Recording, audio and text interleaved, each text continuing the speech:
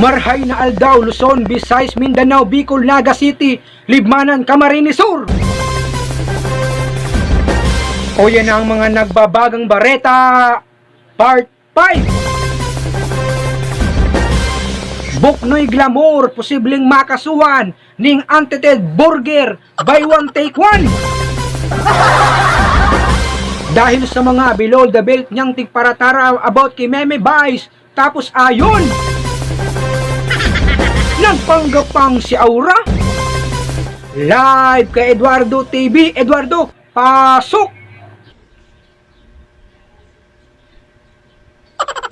Salamat Eduardo TV. So kung mahihiling po nga ni nindo, mga human, kung mahihiling po nindo, ano?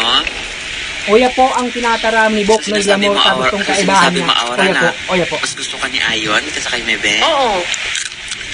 Nagalaw ka na ba ni Ayon, Aura? Oo. Ay? Sometime din sa room Oh? number 5. Ay? Oh! Sa mismong taping ba tayo? Grabe, dito na pagtapuson. Back to you! Studio! Tiyan na Bok na ini, hambog na. Mga estudyante ngunyan sa Naga, baragsak ngunyan na second semester. Imbes kaya magklase, puro ML.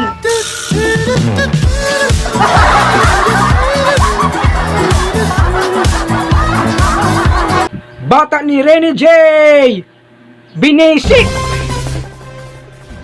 Giit man ni Samantha, mayo man da ang third party naganap. Pwede bala sinda. Sikat na vlogger sa Pilipinas, nagpatulpo. Sinabihan si Dambi na utak ang gamiton. Bakong puro suso.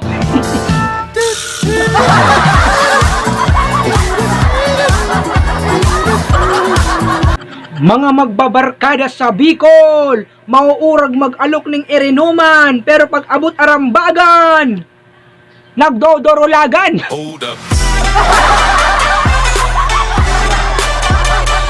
Mga nagkakarigo sa Pasakaw, lilimitahan.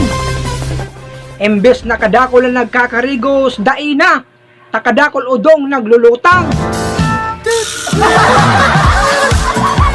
Bicol, posibleng mag-ECQ, takadakol na nagkakalat ning mga chismosa, na nagpaparchismis ka sa iba, papararautan ka kung ano-ano, dawa mayo man ng ebidensya. At yan ang samuyang nakalap na bareta adigdis sa Bicol, sa Pilipinas. Mag-subscribe para permi kang updated kaysa sa mga chismosa, sa mga baritang Bicol. Bye-bye! TV